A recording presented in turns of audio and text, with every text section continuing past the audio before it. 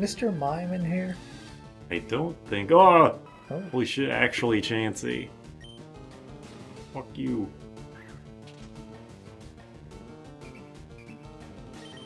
Check this shit. Start thinking of Chansey nicknames, because we're catching this shit. Damn, that would have been sick. Chansey is angry. We're catching this shit.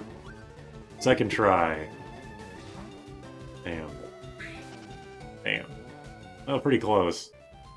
Give this guy back his teeth. I think there's no dialogue, you just immediately hand it over to him. When we raced Pokemon Red years ago, I just felt like every dungeon was worse than the last in terms of labyrinthiness. Yes. Because the Pokemon Mansion was like, I just gave up and looked up a map. Literally every dungeon in this game is not that bad if you know what you're doing. Like, you can beat them in like 5 minutes, not counting trainer fights. But yeah, when you don't know, then it's fucking agonizing. Going back to Pokemon Snap for a second, the main thing I wanted to talk about with it is that, like, the game is great. I have no real complaints about it. Well, the funny thing is that Todd, the guy from the first Pokemon Snap, actually shows up, and he's like part of the main team.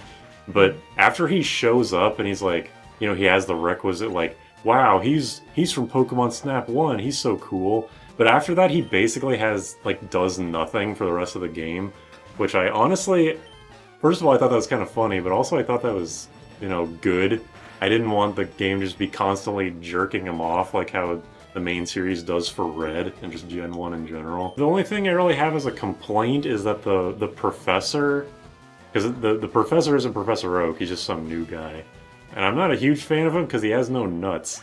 In Pokemon Snap 1, if your Pokemon was even, like, remotely off-center, like, its toe was off the fucking picture, Oak would be like, no, that's bullshit, take that back, like, you get no points.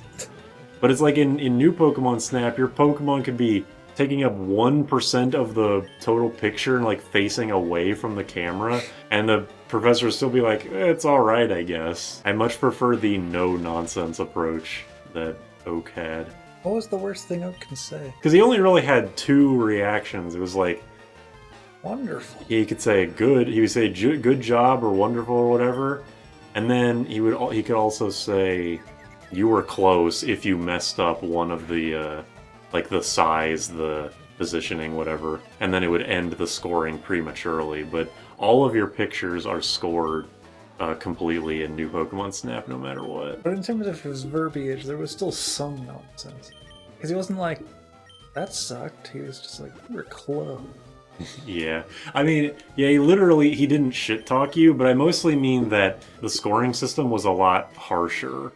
Because, yeah, like, if you messed up one part of the picture, your scoring was just over. You would, even if one part of the picture was good, you wouldn't get to it because the first part got fucked up or something. Actually, I guess another problem I have with the game is that every Pokemon has 4 stars, and it represents a different thing they're doing. Like, 1 star is just their neutral pose, 2 star might be them, like, waving at you, star 3 might be them eating, etc. The game will tell you, like, what star level is each picture, so it's not like there's any guesswork. The problem is that you can still only submit 1 picture per Pokemon. So even if you take a picture of a Pokemon, like, of all 4 stars in the same run, it doesn't count.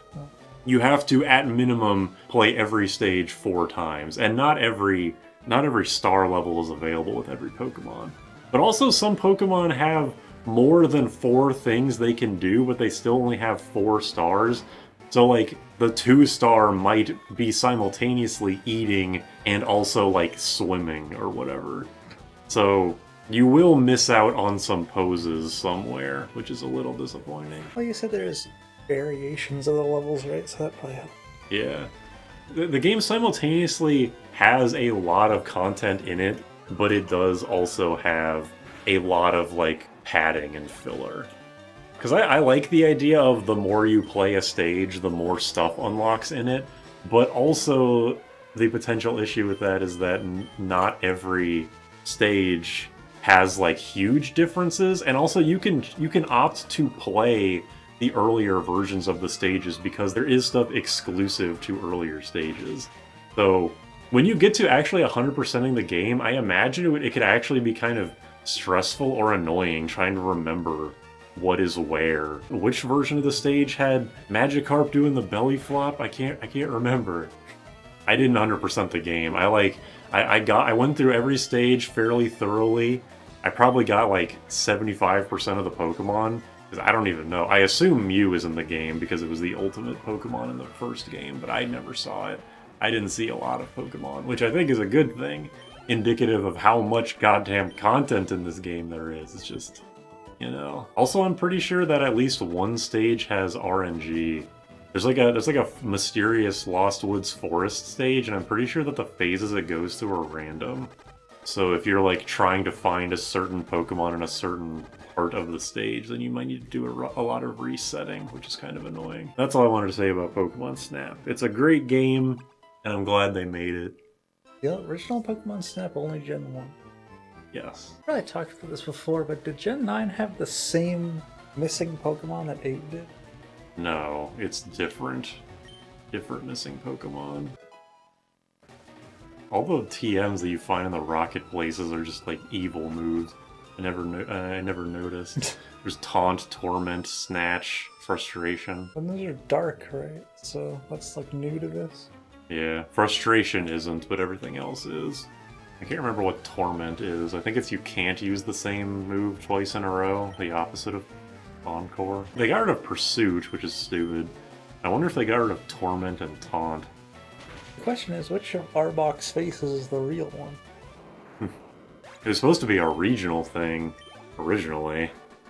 Like Gen 1, 2, and 3 in the different regions had different Arbok faces, but then they eventually just gave up. Oh, use that phone. I guess. Oh. I What? don't use it. What kind of hallway? Like, imagine just walking down a hallway with a bunch of potted plants, just a phone on the wall. I think this is Earthquake in the original game. Maybe not. Can't remember. Focus Punch. Is that just a strong fighting move? It's a move that you start focusing at the beginning of your turn, and if you're not hit, then you do it. You just press A on nothing and it said the door is open. I think so, yeah. That was, I heard the confirmation noise. I went to one of our local game stores, those retro game stores, and they had a copy of Wild Woody for 90 bucks.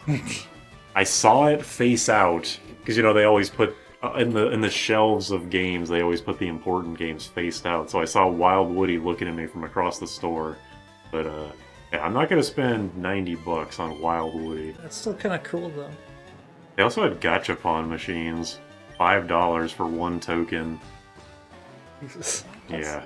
Ridiculous. I'm surprised that it's still around, because I went there infrequently before COVID, and I was totally sure it was going to go the same as every other company in COVID, like little store like that. But no, they're still around. It's still run by the same guy. It looks even more like a hippie now. Last time I was at Sega CD game, I think there was like Shining Force CD or something. Is that a rare one? I don't know, but like, who the fuck knows what Shining Force CD is? That's how they had Kirby's Avalanche in box for like 40 bucks. Wow.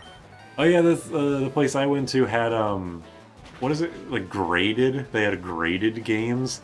There was a graded, Fire Emblem Radiant Dawn and Paper Mario 64. And I was like, oh, there's no price tag on them. I wonder why.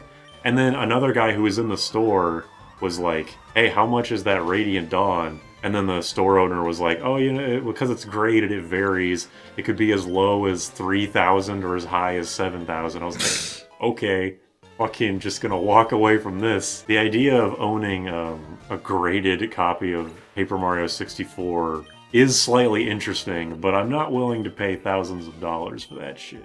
Maybe if I become a millionaire. Fuck you, Is Radiant Dawn even more rare than Path of Radiance? I think they're probably about the same, if I had to guess. Did they just, like, not have any confidence in North American market and just didn't print any? Yeah, they kept localizing the Fire Emblem games, but I'm not convinced they ever had any confidence in them. It's sad.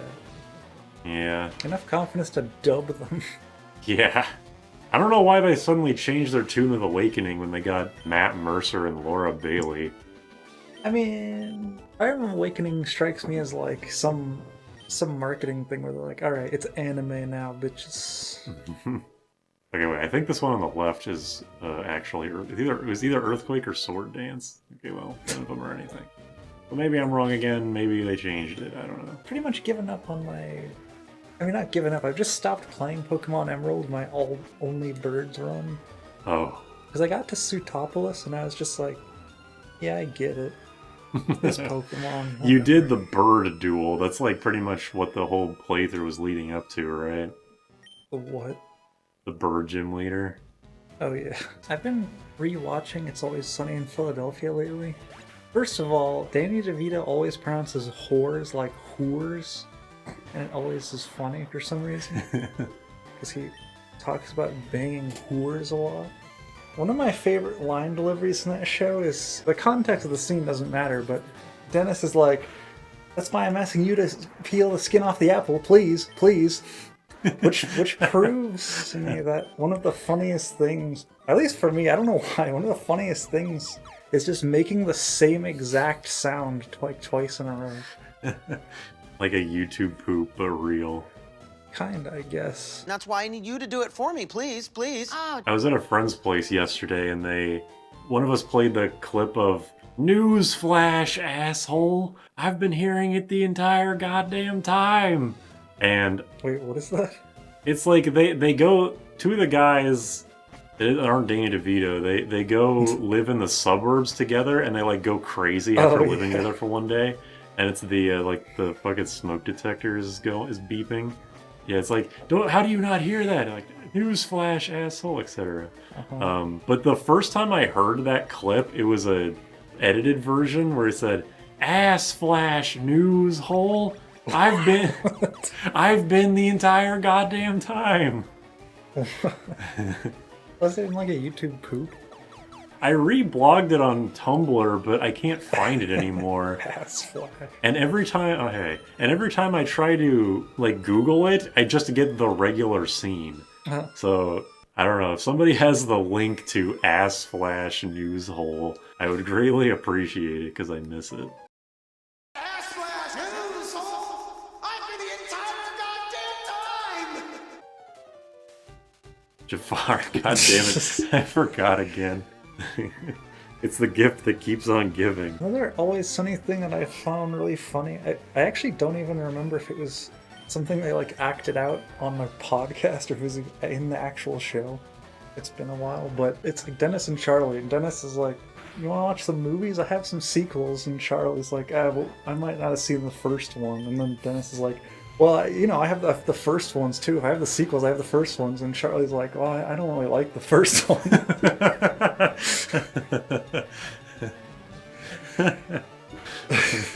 I didn't know that, okay, so I didn't have Charizard second. I didn't know that Danny DeVito doesn't show up until season 2. Yeah, because like the show in season 1 didn't do that well, so they just were like, well, we can put a celebrity in there. Apparently it was that they told Rob, who plays Mac, we can get you Danny DeVito, that might help the show, and Rob was like, yeah, no, I don't want to do that. And they were like, okay, then the show's canceled. And then he was like, all right, Danny DeVito it is. Nice, I was hoping for a crit. I don't need this thing waking up and hitting me with flamethrower. It's funny how like professional and prolific Danny DeVito is compared to everybody else. Just on the show? Yeah. You could probably just go fight the Elite Four, right? You're level 50. Probably. I could get good moves. Just put on Dream Eater and replace Gust with something, I'd be good to go. Get the Leftover. Leftovers heal 10%? It heals 1/16 per turn. Because the game deals in halves, fourths, eighths, sixteens, mostly. If something is not in those fractions, it's very rare. Level 35 Gyarados with a Dragon Rage and a Leer. That's very interesting. Kind of worried what it's gonna... Damn, twice in a row where it was gonna be a 4-hit KO, but then it just takes out the last half with a crit. Thank you, Butterfree. This is by far the luckiest Butterfree I've ever had out of all these playthroughs. Fire almost kind of looks like Roxas to me. In a way, yeah. For some reason, the thing that pushed it over the edge for me was his bracelet. Actually, I don't even know. Lapras is a girl. It's a plesiosaur. I remember learning that in the original plan for Red and Blue, they wanted to have like every copy of the game be like fairly different. Yeah. And they probably have the resources to do that in that. But considering the only thing that's separating Scarlet and Violet is like a single byte in the code, Really? it's something. I mean, not literally a single byte, but it's just like, it's the Scarlet and Violet are the same game, and there's just like a flag that indicates what Pokemon are supposed to be catchable, basically. What one? Oh, so like you could just mod the game and make it think it's the other one. Probably, yeah. I mean, there's other differences besides that, but yeah, you could probably mod it. But if you're modding it, you probably are just gonna pirate the other version and not bother. So you know, wow, nice rage, idiot. Did they do the same thing with Sword and Shield with this new one, where you could buy the box of both games? I'm sure they did. I don't know why they wouldn't do that. I wonder how many people who bought that are just like Pokemon Ultra dudes who just buy every Pokemon game, and how many are like parents that buying 2 games for their 2 kids or something. Because now that it's like more or less a home console game, it's harder to justify getting 2 games. Like as a home console game, it should probably definitely have multiple save files now, but That's not even a Pokemon thing anymore. Fucking Animal Crossing does that shit. oh, yeah. Even if you launch Animal Crossing on a different account, then you're fucked. Like whoever launched the game first is the favorite. Oh, that sucks. That's really awful. Man. Oh, this is the exact same thing that happened last time. I put it to sleep and then it woke up the next turn and then Mega Punched me. I thought it had to sleep for at least 2 turns. No, it's 1 at minimum.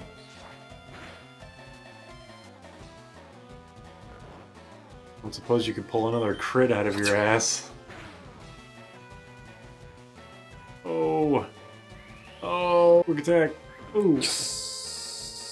Oh my god. That actually could have killed him.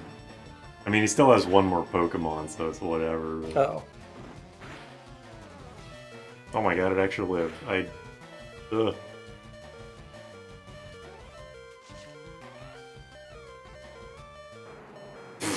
Fuck. I didn't think that an Intimidate would make... Man, Rage sucks. Holy sh- Alright, just 100,000 more of those. Look at this face. Ah! Did you let yourself white out? Yeah. Oh. I was worried that I was gonna lose half my money, because I thought that happened in Emerald, where that was still a game where you lose half if you lose, but no, it just gave like 3,500, which is a small chunk of money. Part of the reason I just let myself white out and why I kind of don't want to reset right now is because I don't want the game to die. Yeah, he just has regular ass music. Yeah, he does. None of the Rocket guys have unique themes. They didn't inherit that from Gen 2. Kind of weird. Oh yeah, I just like stopped playing the Lynn Eliwood Fire Emblem game. I think I kind of talked about this last time, where like Fog of War is really annoying and all my characters are getting shitty level ups, but the map I died the most on so far was the pirate ship optional map, where like on turn 3 or something, a band of the like evil team equivalent of, I can't remember, like the Black Fang or something, like these evil assassin guys show up. They show up, and it's the only time in the game so far where reinforcements have shown up and attacked on the same turn. So the leader guy showed up, ran over to Hector, and fucking killed him instantly. So I was like, oh, okay. And then I just kept like losing on that map over and over and over and over. And then we're back on another chapter. We're going through it like in reverse, I think. But it's Fog of War because it's nighttime. So I was like, okay, no, I don't care enough. All my units suck except for like 3 of them. I don't care enough. I miss when I thought that sword units were good. I miss when I was playing Path of Radiance as a kid and I was playing normal mode and Ike was just Ike and Mia were just steamrolling everything. It was much simpler times. I should have done Overwind, whatever. How hard would a solo Ike run be in a Path of Radiant? Probably extremely easy on normal mode, at least. Like if you dumped all of your bonus experience into him and everything? Yeah.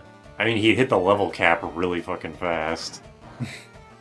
So, I'm sure that Ike is one of the earlier Fire Emblem lords that you can solo the whole game with on normal mode. People say that Ike sucks on hard and maniac mode, but I don't know, I'm not going to play it to find out. And the other Queen's pretty tanky, it doesn't even get two-shot by a Psybeam. This Butterfree is by far making up for the Emerald Butterfree's confusion luck, because I feel like every single time a Pokemon has been confused, they've hit themselves. At the very least, it's greater than 50%. In the Pokemon manga, all the gym leaders are in the Mafia. Yeah, I've heard of that. All the gym leaders, but like not the Elite Four. And like the Elite Four get crucified or something. But without the nails. I don't know, there's some... It's like, you know, there's that one pretty famous image of the Arbok getting cut in half. There's another one of those images, but it's just like all the Elite Four members hanging on crosses or something. I mean, the Pokemon manga is like for adults or teenagers or something. I have no idea what the target demographic is.